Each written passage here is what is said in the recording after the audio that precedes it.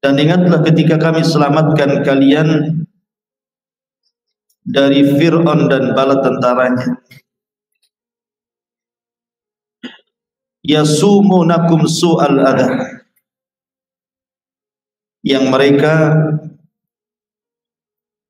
telah melakukan kepada kalian dengan seburuk-buruk adab.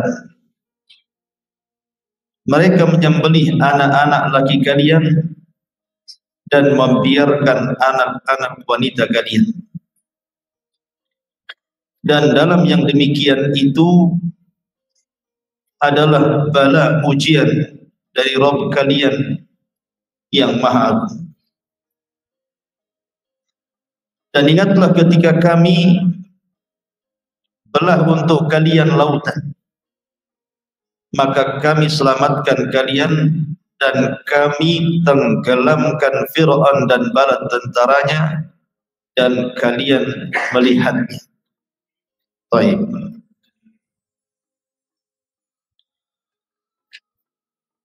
Surah Al-Baqarah ayat 49 dan juga 50 ini adalah awal cerita dari surah Al-Baqarah, dari nikmat yang Allah Azza wa Jalla anugerahkan kepada Bani Israel. Jadi khitab ayat ini Nabi SAW ingin menjelaskan kepada orang-orang Yahudi Madinah bagaimana bapak-bapak mereka itu diselamatkan Allah Subhanahu wa Ta'ala, dan ingin membuktikan bahwa Nabi SAW walaupun jaraknya jauh daripada Musa, tahu kisah Musa dan Bani Israel. Padahal Rasul tidak bisa membaca dan tidak bisa menulis. Bagaimana Rasul bisa tahu kisah-kisah umat terdahulu kalau bukan karena wahyu yang Allah wahyukan kepada dia? Dan ini sebagai penegas bahwa Rasul SAW adalah seorang nabi, dan orang-orang Yahudi tahu itu. Maka di sini Nabi SAW membacakan ayat ini untuk mengingatkan nikmat yang pernah Allah anugerahkan kepada nenek moyang Yahudi yang ada di Madinah. Maksudnya Bani Israel. Dan ingatlah ketika kami selamatkan kalian. Siapa yang diselamatkan di sini? Musa dan Bani Israel. Min ali Fir'aun, dari pasukan Fir'aun dan juga Fir'aun. Yasumunakum su'al adab, yang mereka memperlakukan kalian dengan seburuk-buruk adab. Yudzabbihuna abna'akum, mereka menyembelih anak laki-laki kalian. Wa yastahyuna nisa'akum, dan membiarkan anak-anak perempuan kalian dijadikan budak Fir'aun dan budak kaum Asbah. Wa fi dzalikum, dan dalam perkara itu bala, ujian dari Rabb kalian azim, yang sangat besar. Jadi begini, ketika Fir'aun di masa Nabi Musa, jadi semua kisah Fir'aun yang ada dalam Al-Quran itu adalah bercerita Fir'aun yang ada di zaman Nabi Musa. Karena Fir'aun itu kan istilah bagi raja Mesir, sama dengan Kisra bagi raja Persia, Kaisar bagi raja Romawi, Tuba bagi raja Yaman, Iskandar bagi raja Mesir. Maka Fir'aun pun istilah raja bagi raja Mesir. Yang berkuasa di zaman Nabi Yusuf Fir'aun juga namanya, gelarnya.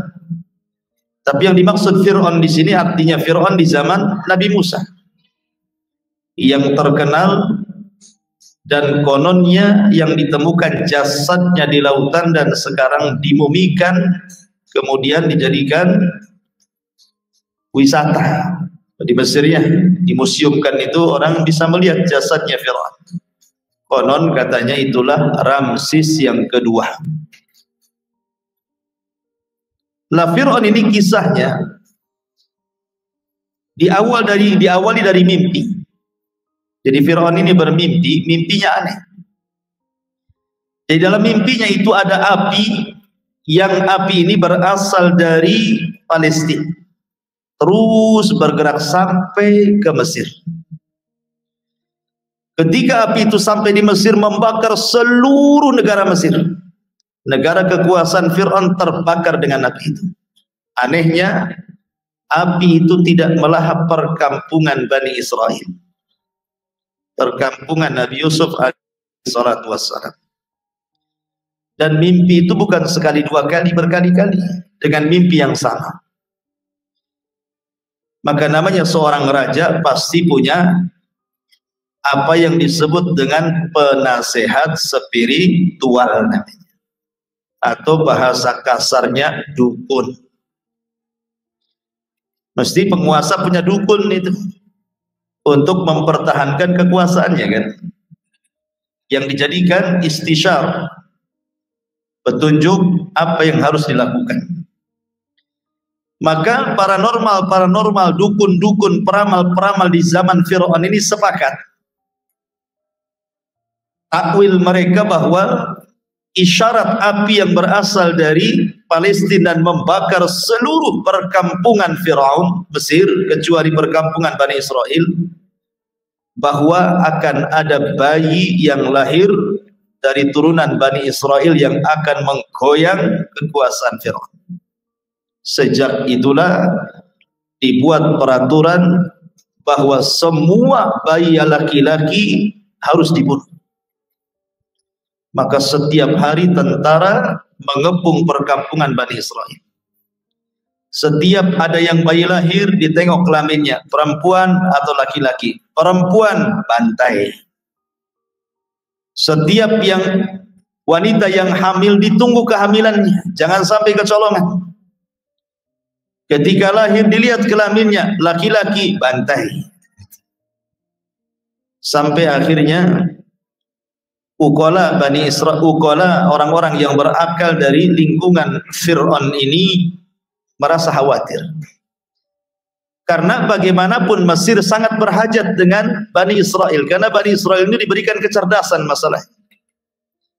Karena yang membangun Mesir itu adalah Bani Israel, Nabi Yusuf alaihi salatu wassalam dan keturunannya. Kalau seandainya mereka kemudian dibantai habis, tidak ada generasi, maka habislah Mesir. Sementara orang-orang Mesir sangat berhajat kepada Bani Israel. Maka dibuatlah aturan, setahun pembantaian, setahun dibiarkan hidup. Lah pada tahun dibiarkan hidup, lahirlah Nabi Allah Harun. Selamat Harun. Karena tidak ada pembantaian. Kemudian tahun depannya ketika ada pembantaian, lahir pula Musa. Ketika itu ibunya menyembunyikan kehamilannya sampai kelahiran, disembunyikan. Sehingga karena was-was, maka Allah Subhanahu wa ta'ala karena sudah mencalonkan Musa akan jadi nabi, mewahyukan kepada ibunya, mengilhamkan. Fa'auhayna ila ummi Musa an alqi. Maka Allah mengilhamkan kepada ibunya Musa supaya Musa itu diletakkan di sebuah tabut. Tabut itu kotak. Dan kotak ini nanti akan menjadi kotak sakti. Karena nanti setelah Musa meninggal, kemudian jauh zamannya sampai kepada zaman Sulaiman, kemudian Daud, sampai kepada zamannya dan begitu seterusnya, Talut. Maka kotak itu jadi kotak rahmat. Siapapun yang perang bawa kotak itu pasti menang. Disebut dengan tabut. Makanya ketika Talut diangkat jadi raja, Bani Israel menolaknya. Masa orang miskin jadi raja? Banyak orang kaya. Tetapi Nabi Daniel yang ketika itu memilih Talut jadi raja, punya alasan lain, karena Talut itu punya tenaga, punya kecerdasan, dan punya kepemimpinan.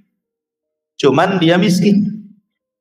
Akhirnya kemudian malaikat Jibril mengambil tabut yang ada di tempat Jalut. Kemudian diambil, diletakkan di rumah Talut. Baru Bani Israel yakin bahwa Talut bisa memimpin mereka. Kenapa? Karena punya tabut, punya kotak itu. Jadi nanti kotak itu ada sejarah sendiri. Intinya bahwa ibunya Nabi Musa disuruh meletakkan Musa kecil dalam kotak itu, tabut itu. Jadi waktunya nyusu, ditarik, disusui. Setelah disusui, dibiarkan hanyut. Begitu terus. Ya. Sampai akhirnya Allah takdirkan talinya putus. Ketika talinya putus, maka hanyutlah kotak itu di Sungai Nil. Kita beralih kepada istana Fir'aun. Fir'aun itu tidak punya anak laki-laki, semua anak Fir'aun itu perempuan.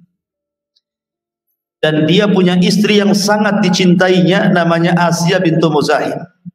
Fir'aun sangat cinta dengan Asia itu. Masalahnya anaknya tidak ada laki-laki, semua perempuan. Dari Asia bintu Muzahim itu. Lah Fir'aun ini ada anak perempuan sakit, tidak bisa disembuhkan. Sudah berobat ke sana kemari, para tabib sudah angkat tangan, tidak bisa disembuhkan. Sampai seorang peramal meramalkan, kalau anak putrimu ingin sembuh, maka usaplah dengan kotak yang pertama kali dilempar ke Sungai Nil. Akhirnya ketika Asia bintu Muzahim berjalan di taman istana di samping Sungai Nil, melihat dari kejauhan ada kotak. Akhirnya kemudian Asia bintu Muzahim, yang namanya anaknya ingin sembuh, akhirnya kemudian merintahkan prajurit untuk mengambil kotak itu. Jangan-jangan kotak itu yang bisa menyembuhkan anaknya kan itu. Diseberanglah, diambil kotaknya. Ketika kotaknya sudah dapat, rupanya isinya bayi Musa alaihi salatu wassalam.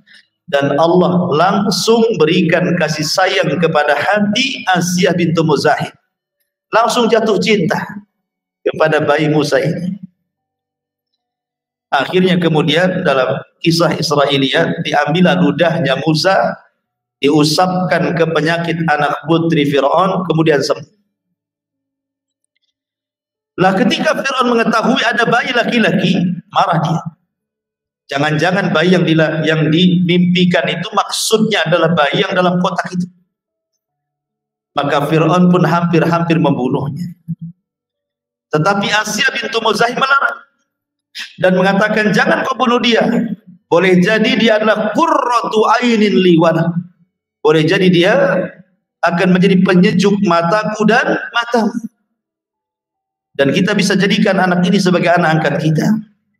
Tapi Fir'aun mengatakan tidak, itu hanya untuk penyejuk matamu dan tidak mataku, katanya. Coba kalau seandainya Fir'aun mengatakan, ya itu petunjuk mataku dan mataku dapat hidayah dia. Tapi ketika dia mengatakan, ya petunjuk artinya itu penyejuk matamu tidak mataku, berarti Fir'aun tidak dapat hidayah. Tapi dari sini Asia bintu Muzahim menyelamatkan nyawa Musa kecil. Kemudian ketika Musa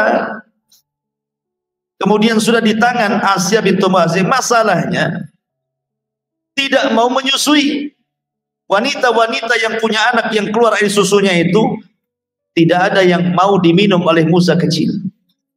Sampai akhirnya Asia bintu Muzahim membuat sayembara, siapapun wanita yang air susunya mau diminum oleh Musa, maka dia akan mendapatkan ini dan itu. Tersebarlah kabar ini sampai ke rumah ibunya Musa. Maka ibunya Musa mengutus saudari Musa, tolong cek, jangan-jangan bayi itu adalah bayi kita. Rupanya saudarinya Nabi Musa datang, rupanya betul. Kemudian ditawari bagaimana kalau seandainya disusui oleh seorang wanita, boleh jadi dia mau meminum air susunya. Ketika didatangkan ibunya Musa, hampir-hampir dia mengaku dia ibunya. Kalau bukan karena Allah, kemudian menahan lisannya untuk tidak cerita. Akhirnya disusui, mau pula dia, namanya ibunya. Akhirnya kemudian istrinya Fir'aun meminta agar disusui selama 2 tahun di rumah ibunya Musa, kemudian dikembalikan setelah selesai masa susuan. Sejak itulah Musa hidup di istana Firaun. Ketika Musa sudah mulai bisa merangkak gitu ya, suatu ketika Firaun ini menggendong Nabi Musa. Tiba-tiba Musa menarik jenggot Firaun sampai tersungkur tuh Firaun itu. Oh, bayi punya kekuatan seperti orang dewasa. Seberapalah bayi itu narik janggut, ikhwan. Ini kayak orang dewasa, kayak punya tenaga. Sehingga Firaun kemudian, jangan-jangan bayi ini katanya yang akan meruntuhkan kekuasaanku. Hampir-hampir akan terjadi pembunuhan kedua kalinya. Tapi Asiyah bintu Muzahim keburu mencegah dan mengatakan, jangan kau bunuh, itu bayi yang tidak berakal. Kalau engkau tidak percaya, buatlah ikhtibar, uji bayi ini. Akhirnya Fir'aun pun menguji bayi ini dengan meletakkan jamrah, arang yang sudah dibakar, yang berwarna merah itu, kemudian tamar kurma, kemudian disuruh milih. Anak bayi disuruh milih. Hampir-hampir anak bayi ini mengambil kurma. Kalau anak bayi ini mengambil kurma berarti dia berakal. Berarti memang dia anak yang akan menumbangkan kekuasaan. Tapi kalau dia mengambil jamrah, mengambil arang yang berbara itu, berarti memang tidak berakal. Ketika dia mengarah ke kurma, maka datang Jibril kemudian mengarahkan ke jamrah. Akhirnya kemudian mengambil arang yang membara itu, kemudian dimakannya. Sebab itulah lisan Musa jadi pelat dan tidak fasih dalam bicara, sehingga dia diajarkan doa oleh Allah Azza wa Jalla, Rabbi israh li sadri wa yassir li amri wahlul 'uqdatan min lisani yafqahu qawli. Wahlul 'uqdah, ya Allah lepaskan ikatan ini. Susah, dia pelat masalahnya, tidak fasih. Makanya Allah menghina Musa, wala yakadu yubin, kau aja ngomong gak beres katanya Firaun. Sampai dihina sama Firaun karena pelat lidahnya. Makanya dia meminta kepada Allah agar Harun dijadikan juru bicaranya dan diangkat menjadi nabi. Maka Allah kabulkan, diangkatlah Harun menjadi nabi dan menjadi juru bicara Musa, karena dia seorang yang orator, ahli diplomasi, baik bahasanya dan tidak pelat. Artinya Allah menyelamatkan Musa 2 kali di tangan Asiyah bintu Muzahim. Musa pun kemudian besar. Ketika dia besar, sudah dewasa, ada peristiwa ketika Musa sedang berjalan-jalan di gang-gang kota Mesir. Ada 2 orang yang sedang berkelahi.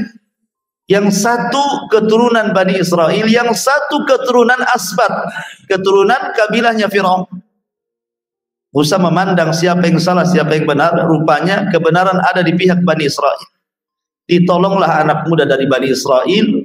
Kemudian terjadi perkelahian antara Musa dan anak muda dari kaum Asbat. Maka Musa pun tanpa sengaja akhirnya membunuh orang tersebut. Tanpa sengaja, bukan ada unsur kesengajaan. Sementara undang-undang Mesir sama dengan Islam, siapa membunuh kisos dibunuh. Maka Musa pun ketakutan sebagai manusia, karena belum dia akan jadi nabi masalahnya. Maka Musa pun nasihati untuk lari dari Mesir. Maka larilah Musa ke Mesir, ke Madian. Kemudian Musa berjumpa dengan 2 wanita yang sedang mencari air. Kasihan karena ngantri di belakang laki-laki yang banyak. Akhirnya Musa menolong salah satu wanita tersebut mengambilkan air untuk kambing-kambingnya. Sebagai balasannya, maka Musa pun kemudian diantar ke rumah orang tua 2 wanita itu yang bernama Syuaib, bukan nabi, orang soleh. Akhirnya Musa pun diminta bekerja oleh anak putrinya. Bekerjalah Musa di rumah Syuaib, dan Syuaib orang Arab. Akhirnya Musa pun kemudian menikah dengan salah satu putri Syuaib di Madian, kemudian tinggal 10 tahun dan punya keturunan. Setelah 10 tahun dia menikah dengan orang Madian, maka Musa ingin kembali ke Mesir, ingin mengunjungi keluarganya. Berangkatlah Musa dari Madian menuju Mesir. Di tengah jalan gelap gulita, tengah malam, obornya Musa padam. Kemudian Musa dari kejauhan melihat ada api. Maka dia izin kepada istrinya dan keluarganya untuk mengambil api. Setelah kemudian didekati, api itu semakin dekat, semakin besar, semakin dekat, semakin besar. Rupanya api itu menyala di tengah-tengah pohon zaitun. Anehnya pohonnya tidak terbakar, apinya makin besar. Makin didekati makin besar, makin didekati makin besar. Anehlah Musa, mana mungkin pohon keluar api dan makin besar makin besar. Ketika sudah di depan api, tiba-tiba ada suara di balik api, ya Musa, innani anallah, wahai Musa, aku adalah Tuhan. Kemudian Allah Subhanahu wa taala mewahyukan kepada Musa. Ketika itu Musa memegang tongkat di tangan kanannya. Kemudian Allah mengatakan, apa yang di tangan kananmu itu wahai Musa? Wa ma biyaminika ya Musa. Apa yang kau pegang di tangan kanan wahai Musa? Kata Musa, asaya, ini tongkatku, atawakkau ilaiha. Aku gunakan untuk bersandar, atau aku gunakan untuk memetik daun dan memberikan makan-makan kambing-kambing, ataupun untuk yang lain yang bermanfaat. Maka Allah Subhanahu wa taala katakan, alqiha ya Musa, lemparkan tongkat itu. Ketika dilempar, tiba-tiba jadi ular, kaget lah gitu ya. Yang selama ini tongkat dia bawa ke sana kemari, suruh dilempar, ketika dilempar jadi ular. Kemudian disuruh dipegang pula. Aduh, kan bingung tuh. Pegangnya, tongkatnya dilempar, tiba-tiba jadi ular. Kata Allah Azza wa Jalla, Allah berfirman, khudh, ambil katanya. Kan repot, antum pegang ular, pegang buntut, dipatuk kepala. Pegang kepala, main patuk kepalanya kan itu ya. Maka Allah mengatakan, la takhaf, jangan takut. Jangan takut, ambil. Karena peristiwa ini akan terulang nanti. Ya. Nanti akan terulang.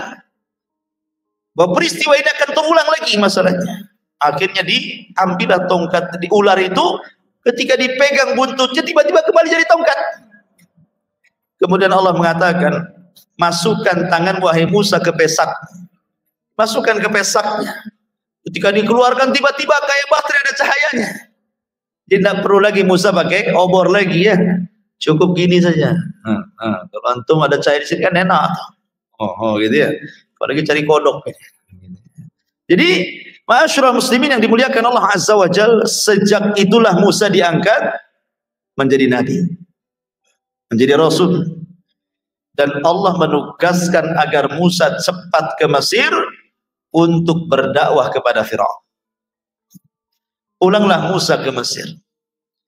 Kemudian pulang ke rumahnya, berjumpa dengan abangnya Harun. Kemudian dia mengajak kerjasama, didakwahi Harun, masuklah ke agama Musa. Keluarganya masuk ke agama Musa. Akhirnya Harun pun didoakan oleh Musa agar jadi nabi dan menjadi juru bicaranya. Berangkatlah dua orang ini menuju Firaun.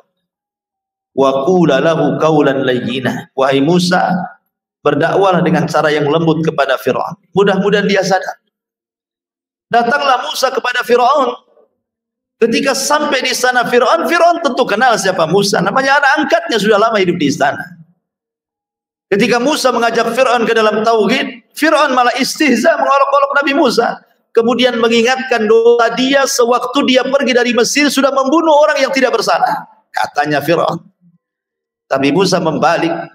Engkau lebih kejam dariku. Berapa bayi yang kau bantai wahai Firaun? Aku hanya satu orang, itu pun tidak disengaja. Dari situlah kemudian Musa menunjukkan mujizatnya di hadapan Firaun. Dilemparnya tongkat itu jadi ular. Ketakutan Firaun itu. Kemudian dimasukkan tangannya, tiba-tiba bercahaya. Firaun ketakutan dan orang-orang di sekitarnya ketakutan. Tetapi Firaun tidak habis akalnya. Akhirnya Firaun pun mengajak duel Musa dengan tukang-tukang sihir. Karena disangkanya oleh Firaun Musa punya sihir. Akhirnya ditentukan waktunya, waktu duha. Maka Firaun pun kemudian mengundang 70.000 tukang sihir dari berbagai macam negeri. Tukang-tukang sihir yang luar biasa. Yang bukan kaleng-kaleng. Tukang sihir yang betul-betul tukang sihir. Bukan dukung-dukung cabul, bukan. Tukang-tukang sihir yang didatangkan. Ketika kemudian berduel Musa dengan tukang-tukang sihir itu, maka kemudian Musa pun diperintahkan tukang-tukang sihir, alqiha, lempar, kata Musa, bal antum alqud, bal ulqu, kalian saja yang lempar-lempar itu. Bala'alku, kemudian mereka pun melempar tambang tali, namanya sihir takhil. Jadi mereka menggunakan sihir takhil, yukhayyalu ilaihi annaha tas'a, seolah-olah benang, tali, tambang dihayalkan itu ular yang bergerak hendak menyerang Musa. Maka Musa pun kembali melemparkan tongkat, dan Allah Subhanahu wa taala sifatkan dua tongkat, jan dan thu'ban, kadang mengecil, kadang membesar. Jadi ularnya itu kadang kecil, kadang besar, kadang kecil, kadang besar, segesit ke sana kemari, memakan ular-ular kecil jelmaan daripada tambang dan tali-tali itu. Tukang-tukang sihir berusaha memantra-mantra. Asalnya kan sihir takhil. Kalau sesama mereka, mereka melempar tali kemudian jadi ular, mungkin tukang sihir yang lainnya memantra-mantra, dilihatnya bukan ular, tali, kan begitu. Ketika mereka semua bermantra-mantra, menerawang ular yang dilempar Nabi Musa dari tongkatnya itu, tetap saja yang dilihat ular. Ya ndak ada tali kapal yang gede, enggak juga gitu. Tetap aja ular gitu ya. Berarti ini bukan sihir, ini kekuatan lain. Dari situlah maka tukang sihir pun merasa bahwa ini adalah mukjizat dari Allah.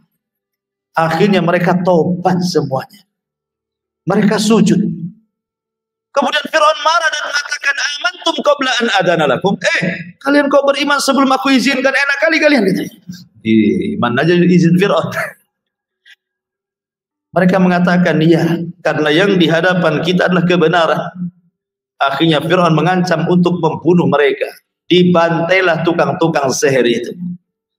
Kata Abdullah bin Abbas radhiyallahu anhuma, lihat tukang-tukang sihir itu. Di pagi hari saharatun fajarah, di sore hari syuhadaun bararah. Di pagi hari mereka tukang sihir yang jahat, di sore hari sudah menjadi para syuhada yang baik. Karena rahmat Allah Azza wa Jalla, mereka masuk surga. Padahal tidak pernah beriman, hanya sujud satu kali kemudian mati syahid, masuk surga. Syahid, ya kan? Akhirnya kemudian Fir'aun pun geram. Musa pun kemudian bergegas datang kepada Bani Israel agar Bani Israel bersiap-siaga untuk pergi dari Mesir. Karena ini sudah genting suasananya. Ketika Fir'aun mendengar bahwa Musa dan Bani Israel akan bergerak meninggalkan Mesir, Fir'aun tidak terima. Maka Fir'aun pun mengejar Musa dan Bani Israel bersama pasukannya. Rupanya Allah takdirkan kesusul pula. Musa dan Bani Israel tidak bisa lari karena di hadapannya ada Laut Merah. Akhirnya bingung nih. Di depan laut, di belakang pula tentara Fir'aun. Sehingga Bani Israel mengatakan, innala mudrakun, wahai Musa, kita sudah dikepung ini. Tidak bisa lari, mereka sudah lihat kita. Mau kemana kita? Tapi Musa dengan yakin mengatakan, tenang. Inna ma'iya rabbi sayahdi. Kebersamaan Allah akan memberikan jalan kepada kita. Dengan yakinnya Musa seperti itu. Akhirnya kemudian Allah mengatakan, wa id faraqna bikumul bahra. Ceritanya di sini. Wa id faraqna bikumul bahra fa anjaynakum wa aghraqna ala fir'auna wa antum tanzurun. Dan ingatlah ketika kami belah untuk kalian lautan.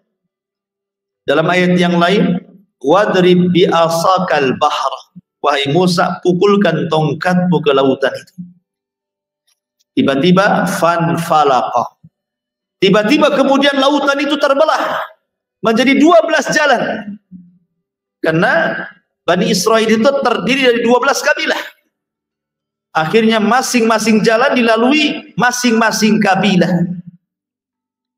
Sehingga kemudian mereka pun berhasil menyeberangi lautan yang cukup terjal dan jauh itu.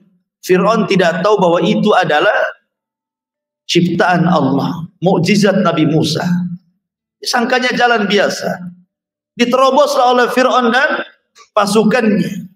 Ketika Fir'aun di tengah-tengah lautan, Musa sudah berada di seberang sana. Di sini Allah mengatakan, wa aghraqna ala fir'auna wa antum tanzurun. Maka kami tenggelamkan Fir'aun dan kalian wahai Bani Israel menyaksikannya. Menyaksikan bagaimana mereka ditenggelamkan. Dan ini nikmat dari Allah. Dan itu peristiwanya tepat pada tanggal 10 Muharram. Pada tanggal 10 Muharram, Makanya kenapa kita disunahkan untuk puasa Asyura. Puasa yang pertama diwajibkan kepada kaum muslimin sebelum puasa Ramadan. Karena ketika Rasul hijrah dari Mekah ke Madinah, di tahun pertama Hijriah, Rasul melihat orang-orang Yahudi sedang berpuasa di tanggal 10 Muharram itu. Maka Rasul bertanya, puasa apa kalian ini? Maka orang-orang Yahudi mengatakan, puasa mengikuti Nabi kami Musa. Karena Musa berpuasa saat diselamatkan oleh Allah dari kejaran Fir'aun dan Allah tenggelamkan di tanggal ini. Musa pun berpuasa, kami pun berpuasa. Maka Rasul mengatakan, kalau kalian berpuasa karena alasan itu, ana ahaqqu bi Musa. Aku lebih berat menghormati Musa dibandingkan kalian. Sejak itu Rasul memerintahkan para sahabatnya untuk berpuasa yang disebut dengan Yaumu Asyura. Puasa tanggal 10 bulan Muharram. Tapi ketika tahun kedua Hijriah, maka Allah turunkan syariat puasa Ramadan. Maka puasa Asyura dimansuh hukumnya, dihapus hukumnya dari wajib menjadi sunnah, dan Islam punya puasa wajib sendiri yang disebut dengan puasa Ramadan. Di sini nikmat yang Allah berikan dan anugerahkan kepada Bani Israel, bapak moyang kalian diselamatkan, ini nikmat. Dan itu diingatkan kepada orang-orang Yahudi di kota Madinah. Masalahnya, sekali lagi Bani Israel ini umat yang degil. Jadi kalau antum degil itu, antum kayak Bani Israel. Ya. Baru saja diselamatkan tuh, baru diselamatkan, bayangkan. Mereka diselamatkan dari perbudakan Fir'aun, diselamatkan tidak ditenggelamkan di lautan. Dan mereka menyaksikan bagaimana selama ini yang sudah membantai anak-anak laki-laki mereka dan budak mereka tenggelam di lautan. Mungkin bahasa kitanya kapok kowe katanya kan itu. Tenggelamkan. Kan begitu bahasa kita ya. Karena sudah menyakiti, tahu-tahu ditenggelamkan. Kayak antum dizalimi orang, aksi disakiti saja. Tiba-tiba yang nyakiti antum di hadapan antum ketabrak motor mati. Kira-kira antum ngomong apa? Alhamdulillah. Kan gitu ya. Allah bayar cash katanya. Bani Israel melihat tuh bagaimana selama ini orang yang membantai keluarga mereka seperti itu. Baru saja diselamatkan. Tiba-tiba Bani Israel lewat di sebuah kampung. Kampung itu nyembah berhala patung anak sapi. Akhirnya kemudian mereka mengatakan kepada Musa, stop ya Musa. Ada apa kata Musa? Ij'al lana ilahan kama lahum alihah katanya. Wahai Musa, jadikanlah berhala untuk kami seperti mereka. Baru diselamatkan minta berhala, kurang ajar nggak? Baru diselamatkan, dapat hidayah mengikuti Nabi Musa, mau sesat pula, mau jadi penyembah berhala lagi. Makanya Musa mengatakan, innakum qaumun tajhalun, kalian umat yang jahil, yang bodoh, sudah diselamatkan mau syirik pula. Makanya ucapan Bani Israel ini menjadi alasan Nabi SAW ketika perang Hunain. Ketika Nabi SAW perang Hunain, kan banyak para sahabat yang baru masuk Islam ikut dalam perang Hunain, namanya akidahnya belum kokoh. Lewat pula mereka di sebuah pohon. Pohon itu terkenal di zaman jahiliyah pohon keramat. Pohon yang suka ditabaruki, diambil berkahnya. Jadi kalau mereka sebelum perang digantungkanlah pedang itu di pohon supaya ada energi masuk dari pohon itu dan pedangnya menjadi sakti dan bisa digunakan dan bisa menang dalam peperangan. Itu keyakinan orang jahiliyah. Samalah dengan orang-orang dulu, keris-keris gitu ya. Harus direndam berapa bunga? 7 bunga katanya. Dari bunga kuburan sampai bunga taman katanya. Harus direndam supaya sakti kan itu ya. Kalau orang jahiliyah tidak usah direndam, taruh aja di pohon itu. Beberapa hari nanti berkah. Jadi sahabat ini tiba-tiba berhenti depan pohon itu. Kemudian mengatakan, ya Rasul, ij'al lana dzata anwat kama lahum dzatu anwat. Rasul, buatlah pohon kayak gitu katanya. Sebagaimana mereka orang-orang musyrik punya pohon kayak gitu. Jadi kalau kita perang kita ambil berkah dari situ. Oh, Nabi marahlah. Allahu Akbar. Innakum kama qalat Banu Israil li Musa ij'al lana ilahan kama lahum aliha innakum qaumun tajhalun. Ucapan kalian persis seperti Bani Israel yang mengatakan kepada Musa baru saja diselamatkan, mereka mengatakan, ya Musa, jadikan Tuhan-Tuhan seperti mereka, orang-orang musyrik itu. Maka Rasul mengatakan, innakum qaumun tajhalun, kalian umat yang jahil, sudah dapat hidayah mau syirik pula gitu. Itulah Bani Israel. Baru saja diselamatkan sudah syirik. Kemudian Allah Subhanahu wa taala berfirman, wa idh wa'adna Musa 40 lailatan thumma takhadtumul ijla min ba'dihi wa antum zalimun thumma afawna ankum min ba'di dzalika la'allakum tashkurun wa idh atayna Musal kitaba wal furqana la'allakum tahtadun. Dan ingatlah ketika kami berjanji kepada Musa 40 malam. Kemudian kalian mengambil anak sapi berbentuk patung dari emas itu setelahnya dan menjadi sesembahan selain daripada Allah. Wa antum zalimun, dan kalian berlaku zalim, dan tidak ada kezaliman yang zalim melebihi kesyirikan. Kemudian kami maafkan kalian setelah itu agar kalian bersyukur, dan sungguh kami berikan kepada Musa Taurat dan juga mukjizat agar kalian mendapatkan petunjuk. Jadi begini ceritanya. Ketika Nabi Musa alaihi salatu wassalam ingin membuat undang-undang, untuk Bani Israel. Namanya kalau sudah orang ramai, tentu kalau tidak ada undang-undang yang menaungi mereka, suka-suka. Makanya di negeri kita ini aman karena ada polisi, ada tentara gitu ya, yang merupakan abdi negara. Ada undang-undang bagi orang-orang yang melakukan kriminal. Makanya di sebuah tempat daerah yang berkumpul orang ramai harus ada undang-undang. Akhirnya Nabi Musa alaihi salatu wassalam meminta kepada Allah untuk dibuatkan undang-undang kepada Bani Israel. Maka Musa pun kemudian meminta kepada Allah untuk diturunkan satu kitab sebagai undang-undang Bani Israel. Maka Allah janji agar Musa datang ke Bukit Sinai dan mengambil undang-undang itu berupa kitab Taurat. Berangkatlah Musa, meninggalkan ribuan Bani Israel, dan kepemimpinannya diserahkan kepada Harun. Dia pun berangkat dengan 12 orang pilihan dia. Berangkatlah Musa dengan 12 orang pilihan ini menuju Bukit Tur untuk mengambil wahyu. Lah selama 40 malam Musa berpuasa. Ada yang mengatakan begitulah puasa zaman dulu malam hari. Kalau puasa kita kan siang hari. Itulah bedanya puasa kita dengan mereka. Jadi Musa berpuasa selama 30 hari. Setelah 30 hari, karena dia hendak berdialog dengan Allah, takut bau mulutnya, hampir-hampir membatalkan puasanya. Tapi Allah mengatakan, jangan kau batalkan wahai Musa, karena bau mulut orang yang berpuasa jauh lebih wangi dibandingkan minyak kasturi. Lalu khufu fami shaim atyab indallahi min rihil misk. Lanjutkan 10 hari lagi. Summa atmamnahu bi ashrin wa tamma miqatu rabbih 40 lailatan. Disuruh melanjutkan 10 hari lagi biar sempurna 40 malam. Makanya disebut lailatan 40 malam. Kenapa tahu jumlah 40 malam? Kok enggak 40 siang? Karena yang bisa menghitung tanggal itu malam. Kalau siang enggak bisa menghitung tanggal. Matahari terbit dari timur, kemudian terbenam di barat. Susah kita menentukan tanggal pakai matahari. Tapi kalau kita menentukan tanggal lewat bulan bisa. Ya kan?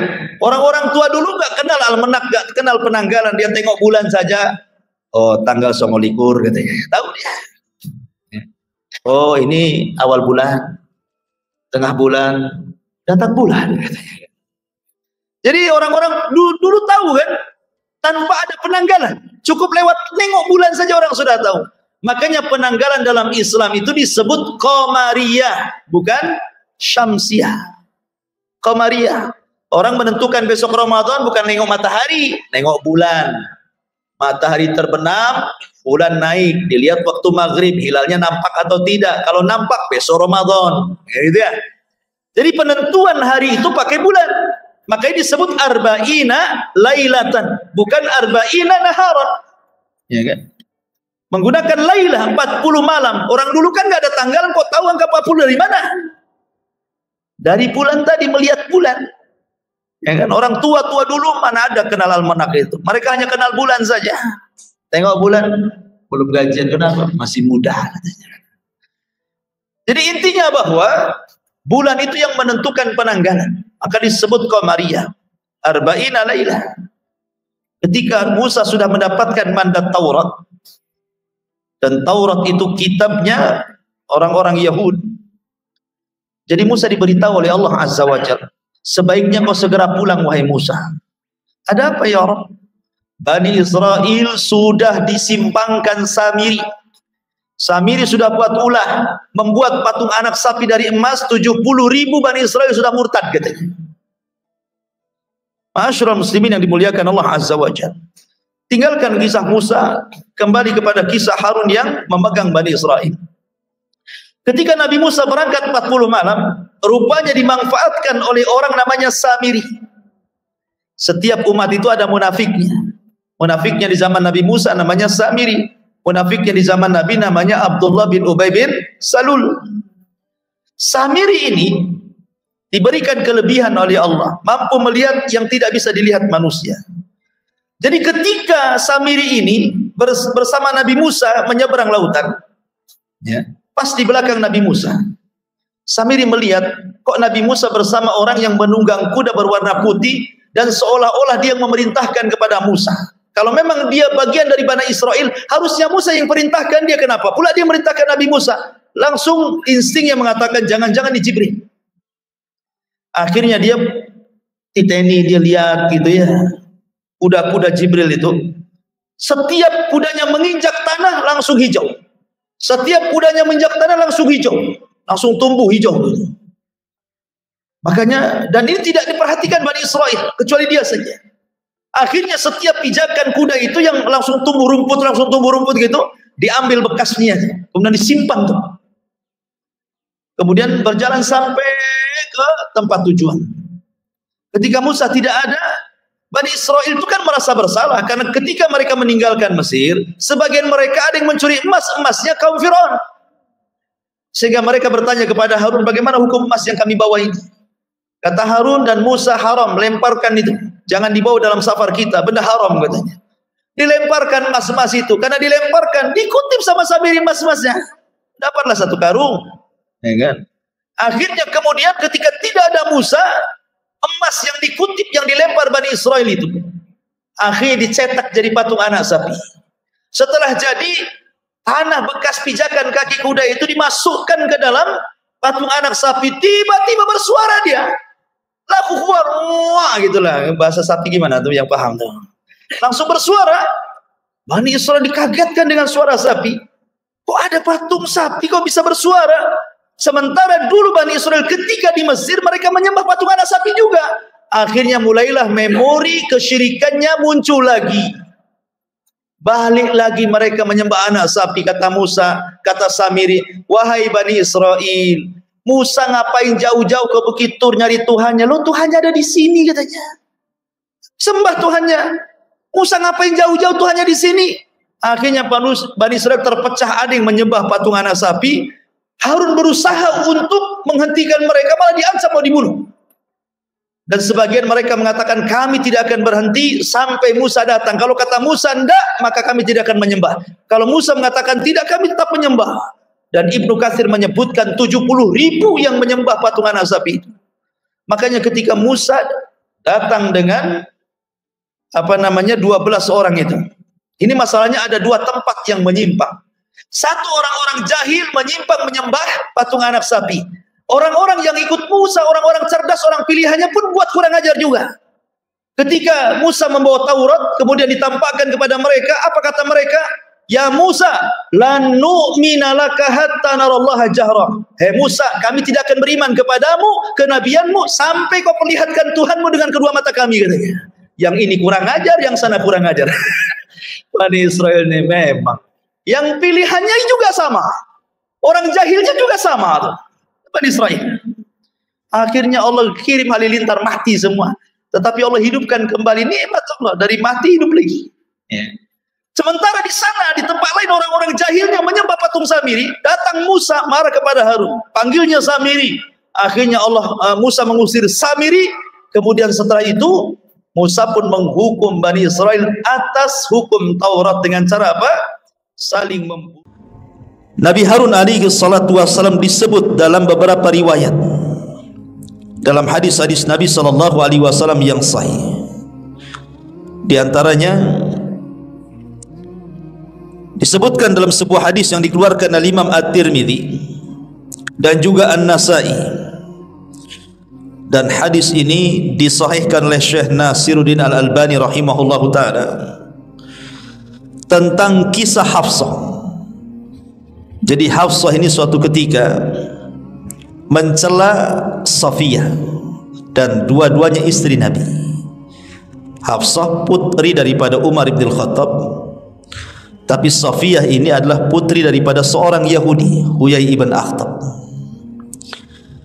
Jadi Hafsah ini mencela Safiyah dan mengatakan, ya binta Yahud, wahai putri Yahudi. Maka disebut putri Yahudi, maka Safiyah pun menangis, tidak terima dengan panggilan seperti itu. Maka dia mengadu kepada Nabi SAW. Kemudian Nabi mengatakan, wa ma yubkiki, apa yang membuat anda menangis wahai Safiyah? Qalat, maka Safiyah mengatakan, qalat li Hafsatu inni bintu Yahudi. Tadi Hafsah memanggil-manggil diriku dengan sebutan putri Yahudi. Memang dia putri Yahudi, memang ayahnya kan Huyai ibn Akhtab, tapi jangan kemudian disebut-sebut seperti itu maksudnya. Makanya Nabi SAW menghibur Safiyah dan mengatakan, wa innaki la bintu nabiyyin, wa inna ammaki la nabiyyun, wa innaki tahta nabiyyun, fa fima tafkharu alayki. Kata Nabi SAW, ya Safiyah, kamu harus berbahagia, kamu itu keturunan seorang nabi, bapakmu lo seorang nabi. Maksudnya bapak di sini artinya kakek buyutmu seorang nabi. Maksudnya siapa? Harun. Safiyah ini turunan Nabi Allah Harun alaihi salam. Dan sesungguhnya pamanmu juga nabi. Siapa yang dimaksud paman di sini? Nabi Musa. Karena Harun dengan Musa ini kan bersaudara. Bapakmu seorang nabi, pamanmu seorang nabi, dan engkau berada di bawah seorang nabi. Maksudnya aku. Lalu apalagi kebanggaan daripada itu wahai Safiyah? Maka kemudian Nabi SAW melirik Hafsah dan mengatakan, ya Hafsah, ittaqillah, bertakwalah kau kepada Allah, jangan mencela orang lain. Dari sini Nabi SAW juga menikahi salah satu wanita turunan Nabi Harun, Safiyah bintu Huyai ibn Akhtab, Ummul Mukminin radhiyallahu anha. Ini juga Nabi Harun disebutkan dalam hadis ini. Kemudian hadis yang kedua yang dikeluarkan oleh Imam Al-Bukhari dari Anas ibn Malik radhiyallahu an, dari Malik ibn Sa'sa'ah radhiyallahu an. Kisah yang masyhur dalam peristiwa Isra dan Mi'raj. Salah satu nabi yang ditemui Nabi SAW dalam peristiwa Isra Mi'raj di langit kelima itu siapa? Harun. Nabi SAW berjumpa dengan Nabi Harun di langit kelima. Kemudian ketika Nabi SAW diajak Jibril, dan Jibril mengetuk pintu langit yang kelima, kemudian penjaga langit mengatakan, man, siapa anda? Kata Jibril, saya Jibril. Waman ma'aka, dan siapa yang bersamamu? Kata Jibril, Muhammad. Awaqad uhiya ilaihi, apakah sudah diperintahkan dia boleh naik? Maka Jibril mengatakan ya. Akhirnya kemudian Jibril dan Rasulullah naik ke langit kelima. Di situ diperjumpakan dengan Harun. Kata Jibril, ucapkan salam kepada Harun. Maka Nabi SAW mengucapkan salam kepada Nabi Allah Harun, dan Harun pun menjawabnya. Kemudian Harun mengatakan, marhaban bi akhin salih wa nabiyyin salih. Selamat datang saudaraku yang baik dan seorang nabi yang baik. Dari sini Nabi SAW pernah berjumpa dengan Nabi Harun. Ini hadis kedua. Hadis ketiga, ketika Nabi SAW hendak berangkat ke Tabuk tahun ke-9 Hijriah, dan itu perang terakhir yang dipimpin Nabi, perang Tabuk, dan musuhnya adalah Nasrani Romawi. Jadi ketika itu Ali radhiyallahu anhu diperintahkan Rasul untuk tidak ikut perang dan mewakili dirinya untuk memimpin kota Madinah. Tetapi Ali radhiyallahu anhu tidak mau, karena orang-orang munafik sudah mulai merendahkan Ali dan mengatakan yang tidak ikut perang itu hanya kaum wanita, katanya. Masa kok kayak perempuan saja, katanya. Maka Ali tidak mau dikatakan seorang wanita, dia ingin perang. Maka Nabi SAW mengatakan kepada Ali radhiyallahu an, ya Ali, amma tarada an takuna minni bimanzilati Harun mi Musa. Wahai Ali, tidakkah kau rida kedudukanmu di hadapanku seperti kedudukan Nabi Harun di hadapan Nabi Musa? Ketika Nabi Musa pergi hendak mengambil Taurat di Bukit Saina selama 40 malam, maka Bani Israel yang memimpin siapa? Harun. Jadi Musa meminta kepada Harun untuk memimpin Bani Israel.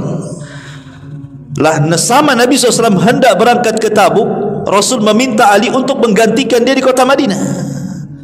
Makanya Rasul mengatakan, maukah engkau wahai Ali kedudukanmu di hadapanku seperti kedudukan Harun di hadapan Musa? Dari 3 riwayat ini menunjukkan bahwa Harun disebut di 3 riwayat hadis sahih ini. Ma'asyiral muslimin yang dimuliakan Allah Azza wa Jalla, lalu bagaimana kisah Nabi Harun ini? Tadi saya sebutkan bahwa Al-Quran menyebut kisah Nabi Harun itu di 20 kali, tersebar di beberapa surat di dalam Al-Quranul Karim. Di antaranya disebut dalam surah Toha yang paling banyak, kemudian surah Al-Mu'minun, kemudian surah Al-Furqan, kemudian surah Asy-Syu'ara, kemudian surah Al-Qisas, kemudian surah An-Nisa, kemudian surah juga Al-A'raf, Al-Anbiya, Asy-Syu'ara, dan juga As-Saffat. Di surat-surat inilah dikisahkan tentang Harun. Adapun nasabnya, nasab Nabiullah Harun alaihi salatu wassalam, Harun ibnu Imran ibni Qahis ibni Lawi ibni Ya'qub ibni Ishaq ibni Ibrahim alaihi salatu wassalam. Jadi Harun dia putra daripada Imran, dan Imran keturunan Lawi, dan Lawi keturunan Ya'qub, Ya'qub keturunan Ishaq, sampai nasabnya kepada Ibrahim alaihi salatu wassalam. Jadi jalur keturunan Harun sampai kepada Lawi ibnu Ya'qub, karena Lawi adalah putra Ya'qub yang banyak menurunkan para nabi. Di antara 12 putra Ya'qub itu, yang paling banyak menurunkan turunannya jadi nabi itu adalah keturunan Lawi. Beda dengan Yahuda yang kaumnya disebut Yahudi, itu banyak keturunannya menurunkan para penguasa, para raja. Baik, ma'asyiral muslimin yang dimuliakan Allah Azza wa Jalla, setelah kita tahu nasabnya, lalu bagaimana kemudian Allah Subhanahu wa taala menciptakan makhluk yang mulia, seorang nabi yang disebut 20 kali dalam Al-Quran ini, Nabi Allah Harun ini. Jadi disebutkan di dalam surah Al-Qasas ayat 4, Allah Subhanahu wa taala berfirman, inna fir'auna ala fil ardi wa ja'ala ahlaha syi'an yastad'ifu ta'ifatum minhum yudhabbihu abna'ahum wa yastahyi nisa'ahum innahu kana minal mufsidin. Sesungguhnya Fir'aun telah berbuat kesewenang-wenangan di muka bumi ini dan menjadikan penduduknya berpecah belah, dengan menindas sekelompok dari mereka, menyembelih anak laki-laki mereka dan membiarkan hidup anak-anak perempuan mereka. Sungguh Fir'aun termasuk orang-orang yang berbuat kerusakan di bumi. Satu hari Fir'aun ini bermimpi. Dalam mimpinya dia melihat api yang berasal dari negeri Palestina. Api ini terus datang ke negeri Mesir, kemudian membakar satu Mesir kecuali kabilah Bani Israel tidak terbakar. Dan mimpi itu terulang-ulang tuh, sehingga kemudian Fir'aun pun memanggil penasihat spiritualnya, dukun-dukunnya, paranormalnya untuk mentakwil mimpinya. Akhirnya sepakat para pentakwil mimpi dari kalangan tukang-tukang sihir, para dukun, bomo dan yang semacamnya, bahwa takwilnya akan muncul seorang anak dari turunan Bani Israel yang akan menumbangkan kekuasaannya. Sejak itulah Fir'aun membuat undang-undang, bantai anak laki-lakinya, biarkan anak perempuannya. Ini satu riwayat, satu versi maksudnya. Versi yang lain, jadi Bani Israel yang berada di Mesir itu, karena Bani Israel itu kan berawal di Mesir, karena yang memboyong Yakub ke Mesir itu kan Nabi Yusuf. Kemudian dari 12 anaknya turun-temurun akhirnya punya perkampungan di Mesir. Itulah perkampungan pertama Bani Israel. Jadi karena Fir'aun di zaman Nabi Musa ini orangnya jahat, beda dengan Fir'aun di zaman Nabi Yusuf. Fir'aunnya di zaman Nabi Yusuf kabilahnya disebut Hekos, sementara Fir'aun di zaman Nabi Musa kabilahnya disebut Kibti. Lah kaum Kibti ini mengalahkan Hekos. Akhirnya kemudian Fir'aun di zaman Nabi Musa ini berkuasa dan sangat sadis sekali. Jadi satu hari terdengar ke telinga Fir'aun ini ucapan Bani Israel yang selalu menyebut-nyebut tentang doa Ibrahim alaihi salatu wassalam. Jadi dahulu Ibrahim di masa hidupnya pernah satu hari singgah di Mesir bersama istrinya Sarah. Kemudian dilecehkan Sarah oleh Fir'aun Mesir di zaman itu, sampai hendak diambil kehormatannya. Tapi dengan perlindungan Allah, Sarah pun selamat, dijaga kehormatannya. Lah Ibrahim ini marah, akhirnya mendoakan kepada Allah Subhanahu wa taala agar kelak dari keturunannya akan ada yang bisa menghancurkan kekuasaan Fir'aun. Jadi doanya Nabi Ibrahim itu kemudian ternukil turun-temurun, sampailah kemudian kepada Bani Israel di zaman Fir'aunnya Nabi Musa. Jadi ketika Fir'aun ini mendengar bahwa dulu nenek moyang mereka Ibrahim mengatakan bahwa nanti akan ada keturunan yang akan menumbangkan kekuasaan Mesir, disinilah Fir'aun kemudian mengumpulkan para pejabatnya bahwa sekarang Bani Israel selalu menyebut-nyebut doanya Ibrahim kakek buyut mereka, bahwa akan ada orang yang lahir menumbangkan Mesir. Bagaimana ini?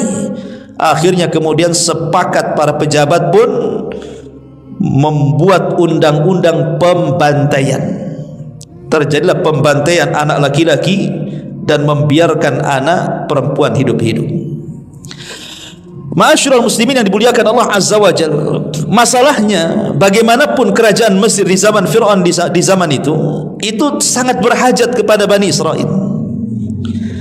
Karena Bani Israel itu Allah berikan kecerdasan sehingga mereka bisa bekerja untuk kerajaan Mesir, yang membangun jalan, membangun jembatan, membangun istana, menjadi pembantu rumah tangga dan begitu seterusnya. Kan diperbudak tuh. Kalau seandainya anak laki-lakinya dibantai semuanya kemudian mati, kemudian orang tuanya sudah tua kemudian mati, lama-lama habis Bani Israel ini. Lalu siapa yang akan berkhidmat kepada kami, katanya. Jadi para pejabat ini terpikir nih, kalau ras Bani Israel habis, siapa yang akan bekerja kepada kami, katanya. Dari situ kemudian Fir'aun pun merubah undang-undang yang tadinya pembantaian terus setiap tahun, dirubah undang-undangnya dengan cara 1 tahun melakukan pembantaian, 1 tahun melakukan pembiaran. Lah di tahun ketika tidak ada pembantaian, tahun pembiaran, disitulah lahir Nabiullah Harun alaihi salam. Kemudian selang 1 tahun setelahnya, ada yang mengatakan 3 tahun setelahnya, ketika tahun pembantaian, lahirlah Nabi Musa alaihi salatu wassalam. Jadi jarak Musa ke Harun ada yang mengatakan 1 tahun, ada yang mengatakan 3 tahun. Jadi Harun itu abangnya, Musa itu adiknya. Inilah kisah kelahiran Nabi Allah Harun alaihi salatu wassalam. Ma'asyiral muslimin yang dimuliakan Allah Azza wa Jalla, adapun kehidupan Harun tidak banyak dikisahkan, karena di dalam Al-Quranul Karim apabila kita bercerita tentang Nabi Harun tidak lepas daripada kisah Nabi Musa masalahnya. Dan kebanyakan kisah dalam Al-Quran atau hadis-hadis Rasul itu banyak menceritakan Musa tapi tidak banyak menceritakan Harun, sehingga kita tidak tahu bagaimana besarnya Nabi Harun. Karena perjumpaan Harun dengan Musa pun itu sangat lama, di mana Harun berada di kampung Bani Israel sementara Musa berada di istana Fir'aun. Dan Musa berada di istana Fir'aun itu sampai 20 tahun lamanya tidak berjumpa dengan Harun. Selepas itu kemudian terjadi pembunuhan. Musa membunuh tanpa sengaja seorang anak muda dari kaum Kibti yang bermasalah dengan pemuda Bani Israel. Akhirnya kemudian Musa kabur dari Mesir ke mana? Ke Madian. 10 tahun lagi di Madian. Jadi tidak pernah berjumpa dengan Harun. Jadi sudah besar itulah baru berjumpa. Jadi sangat sedikit sekali kisah Nabi Harun. Dari kecil sampai besar hampir tidak dikisahkan. Yang dikisahkanlah perjalanan Nabi Musa di istana sampai ke Madian. Yang jelas bahwa ketika Nabi Musa alaihi salatu wasalam pulang dari Madian, kemudian di tengah perjalanan Allah subhanahu wa ta'ala mengangkat Musa menjadi Nabi dan Rasul untuk berdakwah kepada Fir'aun. Maka dari sini Allah subhanahu wa ta'ala memerintahkan Musa untuk mendakwahkan tauhid. Masalahnya Musa ini kan pertama tinggal di istana, dia tidak bergaul. Lain dengan Harun kan bergaul gitu ya, karena memang hidup di tengah-tengah kabilah. Kalau ini kan hidup di istana, ya pergaulannya dengan istana.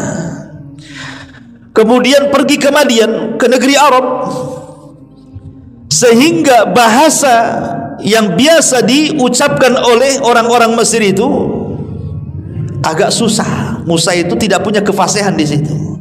Samalah saya ini orang Sunda, karena lama di Batam, kalau pulang tuh gagap mau ngomong Sunda tuh. Ya, harus dikarantina dulu 3 bulan baru lancar. Ya. Kalau langsung datang ya bahasa Indonesia yang keluarnya lah. Jadi akhirnya kemudian Nabi Musa alaihi salatu wassalam kurang pede itu berdakwah sama Fir'aun itu, karena tidak punya kefasihan bahasa. Dari situlah kemudian ketika dia berjumpa dengan Harun, dia melihat sisi kelebihan Harun, abangnya ini. Dia kalau ngomong fasih, orator, retorikanya bagus begitu kan. Kemudian orangnya lembut. Makanya akhirnya kemudian Musa pun meminta kepada Allah subhanahu wa ta'ala untuk menjadikan Harun itu sebagai teman dia berdakwah menuju Fir'aun. Dari sini Allah subhanahu wa ta'ala katakan dalam surah Toha ayat 29 dan 34 sampai 34, Qala Rabbi srahli sadri wa yassirli amri wahlul uqdatan min lisani yafqahu qawli waj'al li waziran min ahli Harun akhi ushdud bihi azri wa ashrikhu fi amri kay nusabbihuka katsira wa nudzakkiraka katsira innaka kunta bina basira qala qad utita su'laka ya Musa. Musa pun mengatakan sebagaimana Allah firmankan dalam Al-Quran, ya Allah lapangkanlah dadaku, mudahkanlah urusanku, lepaskanlah kekakuan lidahku, supaya mereka bisa mengerti perkataanku, dan jadikanlah untukku seorang pembantu dari keluargaku, yaitu Harun saudaraku, teguhkanlah kekuatanku dengan adanya dia, dan jadikanlah dia teman dalam urusanku, agar kami banyak bertasbih kepadamu dan banyak mengingat dirimu. Jadi Nabi Musa berdoa kepada Allah agar Harun dijadikan teman dia dalam berdakwah. Akhirnya kemudian Musa pun meminta agar Harun dijadikan seorang nabi. Maka Allah Subhanahu wa taala kabulkan permintaan Musa, Allah pun angkat Harun menjadi nabi. Jadi Harun menjadi nabi itu atas permintaan Nabi Musa. Makanya kemudian Allah katakan, wa wahabna lahu min rahmatina akhahu Haruna nabiyya, dalam surah Maryam ayat 53, dan kami telah menganugerahkan kepadanya sebagian rahmat kami, yaitu saudaranya Harun telah menjadi seorang nabi. Dan juga Allah Subhanahu wa taala sebutkan Harun ini dari rentetan para nabi. Sebagaimana Allah mengatakan dalam surah An-Nisa ayat 163, inna auhayna ilaika kama auhayna ila Nuhin wan nabiyina min ba'di wa auhayna ila Ibrahim wa Ismail wa Ishaq wa Yaqub wal asbat wa Isa wa Ayyub wa Yunus wa Harun wa Sulaiman wa atayna Dawuda zabura. Dan sesungguhnya kami telah memberikan wahyu kepadamu sebagaimana kami telah memberikan wahyu kepada Nuh dan nabi-nabi yang kemudiannya, dan kami telah memberikan wahyu pula kepada Ibrahim, Ismail, Ishak, Yaqub dan anak-anak cucunya Isa, Ayyub, Yunus, Harun dan Sulaiman, dan kami berikan Zabur kepada Dawud. Surah An-Nisa 163. Dari sini kita tahu Harun resmi diangkat menjadi nabi untuk menemani Musa dan atas permintaan Musa kepada Allah Subhanahu wa taala.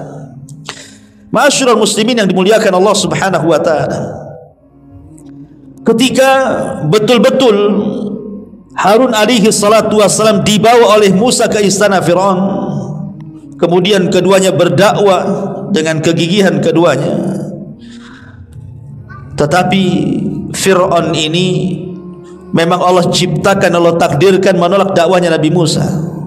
Dia sombong, melampaui batas dan menolak kebenaran.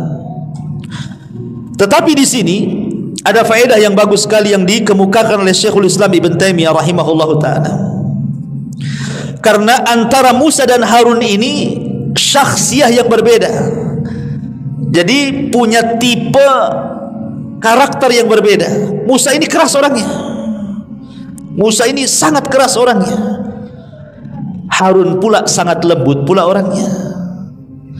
Kata Syekhul Islam Ibn Taimiyah rahimahullahu taala, kana Amr ibn al-As ahadul umar wa Abu Ubaidah ibn al-Jarrah aidan. Amr ibn As itu salah seorang pemimpin. Begitu juga Abu Ubaidah ibn al-Jarrah juga salah seorang yang layak menjadi pemimpin. Tetapi wa qaddama Abu Bakrin alaihim Khalid ibn al-Walid li syaja'atihi wa manfaatihi fil jihad. Tapi Abu Bakar Siddiq radhiyallahu an tidak memilih Amr ibn As, tidak memilih Abu Ubaidah ibn al-Jarrah, malah memilih Khalid ibn Walid menjadi pemimpin dalam perang. Kenapa? Karena Abu Bakar lembut orangnya, Abu Ubaidah juga lembut orangnya, kemudian Amr bin As lembut orangnya, Khalid pula keras. Berarti yang lembut itu bagusnya dipasangkan dengan yang keras gitu maksudnya ya. Kenapa manfaatnya? Karena Khalid punya keberanian dalam jihad. Tetapi kata Ibnu Taimiyah, falamma tuwfiya Abu Bakrin, ketika Abu Bakar meninggal, walla Umar bin al-Khattab Aba Ubaidah amiran alal jami', maka Umar kemudian melengsarkan Khalid dan menggantikan dengan Abu Ubaidah ibn al-Jarrah. Kenapa? Karena Umar itu keras orangnya, Abu Ubaidah lembut pula orangnya. Dibalik kan? Abu Bakar lembut, Khalid keras. Umar keras, Abu Ubaidah lembut. Harusnya seperti itu. Pamannya suami istri ini, suaminya keras, istrinya lembut sedikit kan gitu. Istrinya pula keras, suaminya agak lembut. Ini kalau keras ketemu keras jadi batu rumah tangganya, ikhwan. Ya. Ma'asyiral muslimin yang dimuliakan Allah Subhanahu wa taala. Kenapa kemudian harus seperti itu? Kata Ibnu Taimiyah, kenapa harus fawallal layyin asyadid wa wallal syadid al-layyin? Di mana penguasa yang lembut menjadikan jenderalnya yang keras, atau penguasa yang keras menjadikan jenderalnya yang lembut? Liya'tadilal amru, supaya perkara itu seimbang. Supaya perkara itu seimbang. Makanya Nabi Musa alaihi salatu wasallam yang keras orangnya memilih Harun yang lembut orangnya. Harun itu lembut sekali orangnya. Makanya Bani Israel lebih mencintai Harun dibandingkan Nabi Musa. Bani Israel itu lebih suka dengan Harun dibandingkan Nabi Musa alaihi salatu wassalam. Ma'asyiral muslimin yang dimuliakan Allah Azza wa Jalla. Adapun cuplikan kisah Nabi Harun dan Musa yang dicantumkan dalam Al-Qur'anul Karim adalah kisah yang disebut dalam Al-Qur'an dengan kisah Samiri.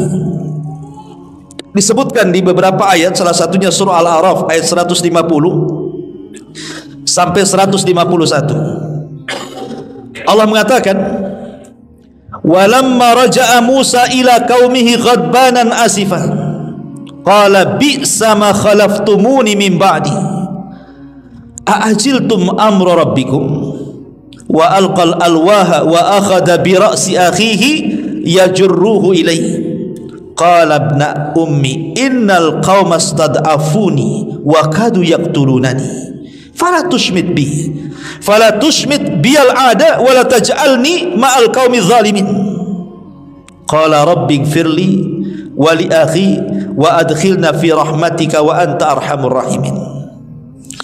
Dan tatkala Musa telah kembali kepada kaumnya dengan marah dan sedih hati, berkatalah dia, alangkah buruknya perbuatan yang kalian kerjakan sesudah kepergianku, kata Musa. Apakah kamu hendak mendahului janji Tuhanmu? Dan Musa pun melemparkan papan Taurat itu, langsung memegang rambut kepala Harun sambil menarik ke arahnya. Harun pun berkata, wahai anak ibuku, karena saudaranya, sesungguhnya kaum ini telah menganggapku lemah dan hampir-hampir mereka membunuhku. Sebab itulah jangan kamu menjadikan musuh-musuh gembira melihatku, dan janganlah kamu masukkan aku ke dalam golongan orang-orang zalim. Jangan salahkan aku, wahai Musa, aku tidak sekuat kamu. Bani Israel mengancam aku, ketidakadaan dirimu itu mengancam diriku. Maka setelah kemudian Nabi Musa tahu alasannya, dijelaskan oleh Harun kenapa Nabi Harun bersikap seperti itu kepada Bani Israel ketika kepergian dia mengambil Taurat, sehingga sebagian mereka menyembah patung anak sapi yang dibentuk Samiri. Maka Musa pun berdoa kepada Allah Azza wa Jal, Rabbighfirli wa li akhi wa adkhilna fi rahmatika wa anta arhamur rahimin. Ya Tuhanku, ampunilah aku dan saudaraku Harun, dan masukkanlah kami ke dalam rahmatmu, dan engkau adalah maha penyayang di antara para penyayang. Adapun kisah yang lebih lengkap disebutkan di dalam surah Toha ayat 83 sampai 97. Kita baca. Allah Subhanahu wa taala mengatakan di sini, wa ma'ajalaka an qaumika ya Musa. Dan mengapa engkau datang lebih cepat daripada kaum wahai Musa? Qala, maka Musa berkata, hum ulai ala azari wa ajiltu ilaika rabbi litarda. Mereka sedang menyusulku ya Rabb, dan aku bersegera kepadamu agar engkau redha kepadaku. Qala, maka Allah Subhanahu wa taala berfirman, fa inna qad fattanna qaumaka min ba'dika wa adhallahumus samiri. Sungguh kami telah menguji kaum wahai Musa setelah engkau tinggalkan mereka, dan mereka telah disesatkan oleh orang yang namanya Samiri. Kisahnya seperti ini. Jadi ketika Musa alaihi salatu wasalam mengatakan berada di Ardutih, di bumi linglung, ketika mereka tidak bisa keluar dari padang pasir itu selama 40 tahun. Jadi Nabi Musa alaihi salatu wasallam dipanggil oleh Allah Azza wa Jalla ke Bukit Saina untuk mendapatkan mandat Taurat sebagai undang-undang Bani Israel. Dan Allah menjanjikan 40 malam. sebagaimana Allah katakan, wa wa'adna Musa 30 lailatan thumma atmamnahu bi ashrin wa tamma miqatu rabbiha 40 lailatan. Kami janjikan Musa 30 hari, kemudian disempurnakan 10, maka genap menjadi 40 malam. Jadi berangkat Nabi Musa ke Bukit Saina. Kemudian Nabi Musa berpuasa selama 30 hari. Ada yang mengatakan Nabi Musa berpuasa di bulan Dzulqa'dah. Nah, sekarang kita berada di bulan Qa'dah selama 30 hari. Kemudian ketika dia hendak membatalkan puasanya, maka Allah katakan, jangan kau batalkan, tambah lagi 10 hari. Maksudnya 10 awal bulan Dzulhijjah. Kemudian setelah itu Allah turunkan Taurat kepada Musa. Lah ketika Nabi Musa alaihi salatu wassalam berada di Bukit Saina menunggu mandat Taurat, di sisi lain Bani Israel yang sudah diserahkan kepada Harun, rupanya ada orang munafik di tengah-tengah mereka, namanya Samiri. Samiri ini namanya Musa As-Samiri, sama-sama Musa namanya, Musa Samiri. Musa Samiri ini ketika menyeberang lautan dan Fir'aun ditenggelamkan, dia kan di belakang Nabi Musa. Jadi di samping Nabi Musa itu ada kuda putih dengan penunggang putih. Maksudnya malaikat Jibril yang menjelma manusia. Di zaman Rasul pun Jibril terkadang datang dalam bentuk manusia kan gitu, bertanya soal agama, bertanya soal Islam, iman, ihsan. Maka Jibril ini datang kepada Nabi Musa dalam bentuk manusia, kemudian bersama Nabi Musa menyeberangi lautan itu. Jadi Samiri ini heran, nggak pernah ada orang Bani Israel kayak dia tuh. Sehingga Samiri mengatakan, jangan-jangan ini malaikat nih. Karena Nabi Musa selalu melakukan apa yang diperintahkan orang yang menunggang kuda putih itu. Akhirnya dia pun memandang kuda itu, kemudian setiap hentakan kakinya tuh kan menginjak tanah, diperhatikan. Jadi kaki kuda Jibril itu kalau menginjak tanah, nanti tiba-tiba tanah gersang jadi hijau, diinjak lagi hijau, diinjak lagi hijau, kayak tumbuh jadinya. Jadi Samiri ini heran. Akhirnya dikutiplah bekas pijakan kudanya Jibril itu, ya. Kemudian dibawa pergi itu, dia punya tanah bekas pijakan kudanya Jibril. Ketika kemudian Bani Israel betul-betul sudah diseberangkan jauh daripada Mesir, entah berantah sampai di mana mereka.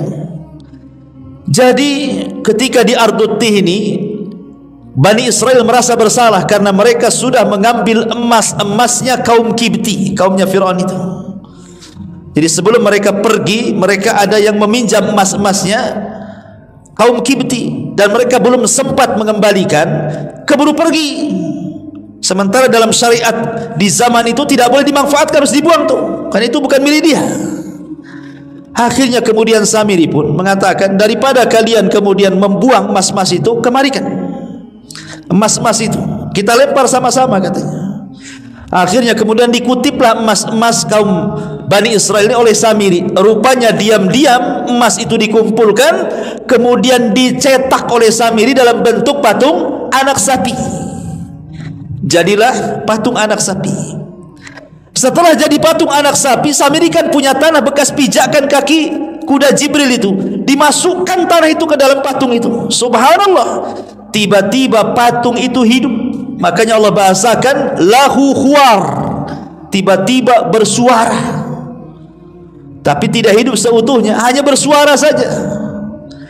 Lah sementara Bani Israel ini ketika hidup di Mesir, mereka masih terpengaruh dengan agamanya orang Mesir, yang mereka menyembah salah satu dewanya adalah dalam bentuk sapi.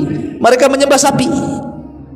Jadi ketika kemudian Samiri ini membentuk patung anak sapi, jadi akhirnya mereka terbayang dengan dewa-dewa mereka di Mesir kan. Lah Samiri mengatakan kepada Bani Israel, hei Bani Israel, lihat Musa pergi ke Bukit Saina, jauh-jauh cari Tuhannya di sana, padahal Tuhannya ada di sini, dia salah alamat katanya. Inilah Tuhan kalian. Akhirnya kemudian Bani Israel disesatkan oleh Samiri. Sebagian besar mereka menyembah patung anak sapi, padahal ditinggal 40 malam. Bayangkan, bisa berubah tuh dari tauhid menjadi syirik. Tadinya menyembah Allah jadi menyembah patung anak sapi. Dalam tempo sesingkat-singkatnya, hanya 40 malam loh ya. Mereka ditinggal, sudah berubah tuh akidahnya. Makanya memang bahaya kalau sebuah tempat itu awalnya ada ustadz, hilang ustadznya, ada futur tuh nanti itu. Nabi Musa 40 hari bisa futur. Tapi nanti di akhir zaman, kata Rasul, umat Islam lebih parah lagi. Apa kata Rasul? Pagi beriman, malam sudah kufur. Malam beriman, pagi pula sudah kufur. Nanti di akhir zaman itu. Ini 40 hari masih lama. Nanti di akhir zaman itu pagi beriman, malam kufur. Hitungan jam saja sudah kufur. Ma'asyiral muslimin yang dimuliakan Allah Azza wa Jalla. Lah akhirnya Allah katakan di sini, fa inna qad fatanna qaumaka min ba'dika wa adhallahumus samiri. Allah berfirman, sungguh kami telah menguji kaummu setelah engkau tinggalkan mereka telah disesatkan oleh Samiri. Faraja'a Musa ila qaumi ghadbanan asifa. Musa pun kembali kepada kaumnya, tahu bahwa kaumnya sudah menyembah patung anak sapi, maka dia marah dan hatinya sedih. Kemudian Musa mengumpulkan Bani Israel dan mengatakan, ya qaumi, alam ya'idukum rabbukum wa'dan hasanah afatala alaikumul ahdu am aradtum an yuhilla alaikum ghadabun min rabbikum fa akhlaftum mau'idi. Maka Musa mengatakan, wahai kaumku, bukankah Tuhanmu telah menjanjikan kepadamu satu janji yang baik, maksudnya dengan memberikan Taurat? Apakah terlalu lama masa perjanjian itu bagi kalian? Hanya 40 malam terlalu lama? Atau sengaja kalian menghendaki agar kemurkaan Tuhan menimpa kalian? Mengapa kamu melanggar perjanjian kalian dengan aku, kata Musa. Kemudian Bani Israel menjawab, qalu ma akhlafna mau'idaka bimalkina walakinna hummilna awzaran min zinatil qaumi faqadafnaha fakadzalika alqasamiri. Mereka berkata, kami tidak melanggar perjanjian wahai Musa dengan kemauan kami sendiri, tetapi kami harus membawa beban berat dari perhiasan-perhiasan kaum Fir'aun itu. Kemudian kami melemparkan ke dalam api, demikian pula Samiri melemparkannya. Fa akhrajalahum ijlan jasadan lahu khuwar. Kemudian dari lubang api itu dia Samiri mengeluarkan patung anak sapi yang bertubuh dan bersuara keras untuk mereka. Faqalu hadza ilahukum wa ilahu Musa fanasi. Maka mereka berkata, inilah Tuhanmu dan Tuhan Musa, tetapi Musa telah lupa. Kurang ajar kan mereka, ya. Dari sini ma'asyiral muslimin yang dimuliakan Allah Azza wa Jalla, Musa sedih, marah. Sekarang sasaran kemarahan Musa sekarang siapa? Harun. Itu. Kenapa? Karena sebelum kepergiannya kan Musa meminta kepada Harun, jaga Bani Israel, aku hanya 40 malam saja nanti balik. Apa yang terjadi?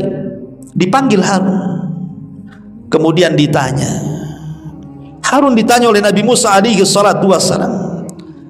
Ma'asyiral muslimin yang dimuliakan Allah Azza wa Jalla, apa kata Nabi Musa?